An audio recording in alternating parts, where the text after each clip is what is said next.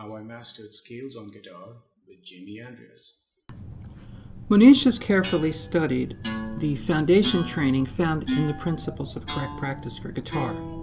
So his fingers have the essential skills that the left hand must have before we begin the practice of scales. That means he's achieved the floating arm, the heavy arm, the light finger, and the firm finger. He's also achieved the ability for full curvature in each finger joint, especially that last joint, the distal joint, and the ability for full separation between each finger as he plays on the strings. He's also achieved the ability to cross the strings easily with the primary finger combinations of 1-4, 1-3, and 1-2, and built them to a speed of 60 and 16th notes. He's also eliminated the two main diseases of the left hand on the guitar, which plague so many players throughout their playing life, causing endless problems.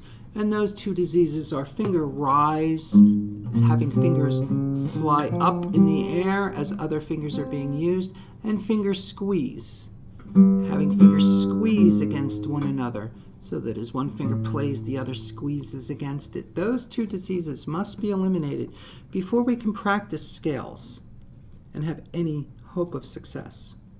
With a little more correct practice, Monish has moved the scale up to 80 beats per minute in 16th notes.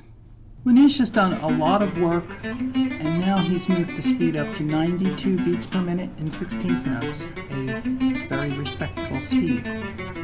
Now that he's learned how to play one scale really well, he knows how to learn any scale, instead of ending up like so many guitarists that have 100 scales that they can't play well. Monish has decided to go for 100 beats per minute in 16th notes, a pretty fast speed, in order to prepare his fingers, get them used to this higher demand. He has to use one of the main practice strategies that we use to do this, which is to work in groups. So he's taking little sections of the scale and working them separately at that speed. Not all parts of a scale or a lick are the same. Sometimes it's just one little group of notes that presents a problem, so we have to work on parts of our scale or our lick or whatever it is we're practicing and find out where those more difficult movements are and teach them to the fingers separately.